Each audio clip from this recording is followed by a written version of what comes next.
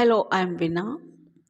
We are reading poem The Lebanon Top. Laburnum के शिखर पर।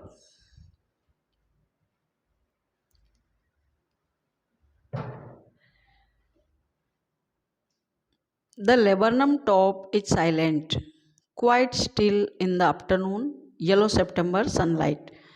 A few leaves yellowing, all its seeds fallen. The laburnum top is silent. अमलतास का जो पेड़ है लेबनम का, उसका जो ऊपरी शिखर है, टॉप है, वो एकदम साइलेंट है, क्वाइट है, स्टिल, बिना हलचल के स्थिर एकदम। इन द आफ्टरनून, दोपहर में। येलो सितंबर सनलाइट, सितंबर महीने की जो सूर्य की जो धूप है वो एकदम येलो है, पीली रोशनी में, सूर्य की पीली रोशनी में अमलतास का जो ऊपरी भाग है, शिखर है, वो एकदम शांत है दोपहर के समय। ए फ्यू लीव्स येलोइंग, कुछ पत्तियां जो पीली पड़ रही है। ऑल इट्स सीड्स फॉलन, और इसके सारे बीज गिर गए हैं, गिर चुके हैं। Till the goldfinch comes with a twitching chirp, अमलतास का शिखर एकदम शांत है, लेकिन कब तक है? जब तक वो नहीं आती है। जब गोल्डफिंच चिड़िया आती है, comes with a twitching chirp, फड़कती हुई, अपने पंखों को फड़फड़ाती हुई, चिरप चहचहाट की आवाज़ करती हुई।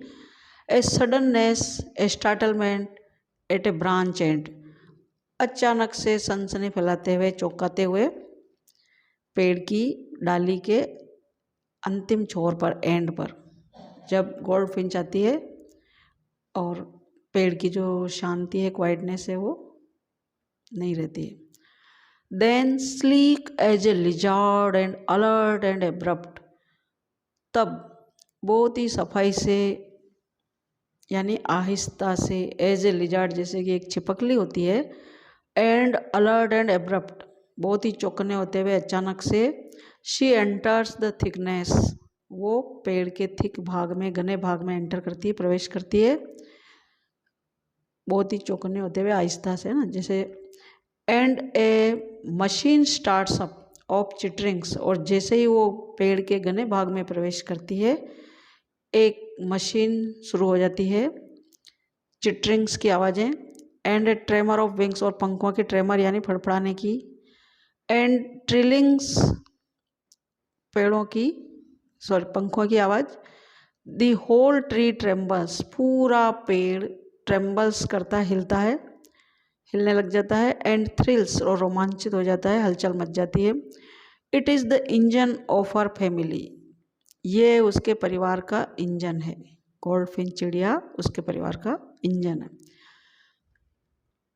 शी स्टॉक्स इट फुल, वह इसको पूरा स्टॉक करती है, मतलब खिलाती पिलाती है, भरण पोषण करती है। देन फ्लड्स आउट, तब यह वापस बाहर आ जाती है अचानक से। टू ए ब्रांच एंड, वापस डाली के अंतिम छोर पर। Showing her barred face identity mask, उसका जो पहचान हो, जैसे मुखौटे जैसी बार्ड फेस, धारीदार चेहरे की दिखाते हुए, यानी तब वो दिखाई देती है। Then with eri delicate we shall chirp, तब जैसे डरी हुई आवाज़ हो, वैसे कोमलता से, आहिस्ता से, सीटी बजाते हुए, विशल चिरप चहचहाट की आवाज़ करते हुए, विस्परिंग्स, बहुत ही धीमी धीमी आवाज़ में। शी लॉन्चेज अवे, वह लॉन्च अवे करती है, मतलब प्रस्थान करती है, आगे बढ़ती है। टुवर्ड्स द इनफाइनाइट, अनंत की ओर आगे बढ़ती है। And the laburnum subsides to empty, और लेबरनम का जो पेड़ है वापस रिक्तता की ओर, खालीपन की ओर शांत हो जाता है, यानी पेड़ एकदम खाली खाली हो जाता है, शांत हो जाता है, और चिड़िया जो है लॉन्च अवे कर जाती है, यानी यहाँ से उड़ जाती है, पलायन कर जाती है। टेड हग्स, जो इस कवि हैं, पोइट हैं, पोइम के।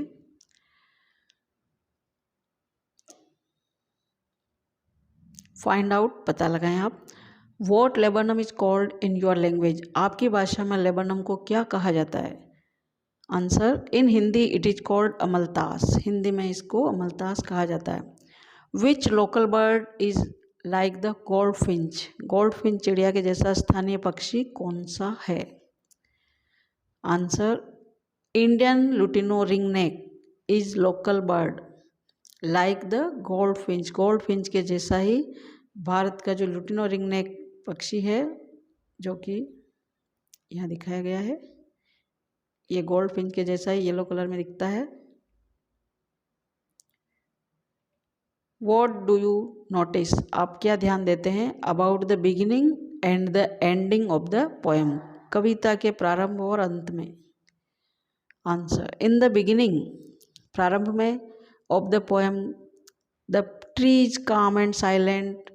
पेड़ शांत है, काम और साइलेंट है, एकदम शांत है पूर्णतया। इन द एंडिंग, आखिर में, इट एंड्स विद मोशनलेस, और ये कविता समाप्त होती है मोशनलेस, गतिहीन, एम्प्टी लेवल, खाली स्तर पर, यानी पेड़ वापस गतिहीन, हलचल रहित हो जाता है, रिक्त हो जाता है जैसे। To what is the bird's movement compared? पक्षी की मूवमेंट की कंपेयर किससे की गई, तुलना किससे की गई? What is the basis for the comparison, और इस कंपेरिजन का आधार क्या है? The goldfinch movement is compare to that of a lizard, lizard से कंपेयर की गई है, तुलना की गई है। The basis of the comparison is the sleek, abrupt and alert movements of a lizard. जैसे एक चिपकली की जो हलचल होती है वो बहुत ही चौकन्ने रहते हुए आहिस्ता से हलचल करती है, वैसे ही चिड़िया भी पेड़ के घने भाग में जाती है। This same kinds of movement, उसी प्रकार की हलचल आर ऑब्जर्व, देखी गई, when the goldfinch arrives on the laburnum tree. Why is the image of the engine evoked by the poet? कवि ने जो इमेज की है, कल्पना की है, वो इंजन की क्यों की है?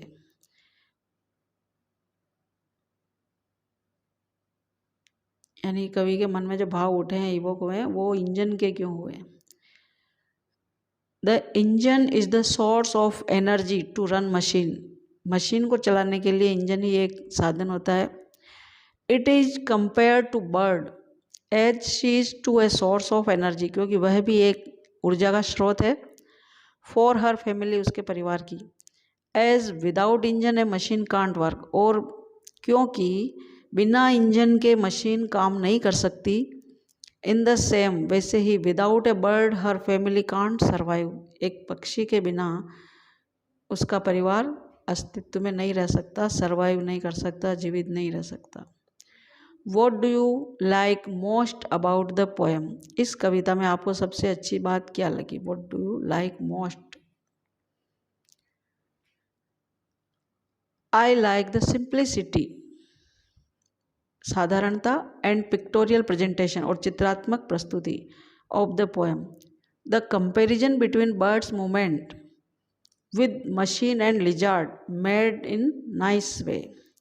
Also chirping and trilling of goldfinch, और जो पक्षी है गोल्डफिंच, उसका चहचहाना और उसके पंखों का फड़फड़ाना, ये भी बहुत ही नाइस वे, अच्छे तरीके से प्रस्तुत किया गया है। What does the phrase her barred face identity mask mean? यहाँ जो ये फ्रेज आया है कि उसका बार्ड फेस, धारीदार चेहरा, जो उसकी आइडेंटिटी है, पहचान है, मास्क की तरह, मुखौटे की तरह, इसका क्या मीन होता है, मतलब निकलता है? द फ्रेज, जो शब्द समूह है फ्रेज, मीन्स, अर्थ होता है, that the bird's barred face, barred और कवर्ड, जो कि ढका हुआ है face, becomes her identity mask recognition, उसी से उसकी पहचान होती है। बाकी तो जैसे पीला पेड़ है, पीली ही वो पक्षी है, तो दिखाई भी नहीं देता है अगर उसके चेहरे पर और उसके पंखों में जो थोड़ी बहुत जी काली धारियाँ नहीं हो, बाहर नहीं हो, तो उससे उसको पहचान मिलती है। Thank you.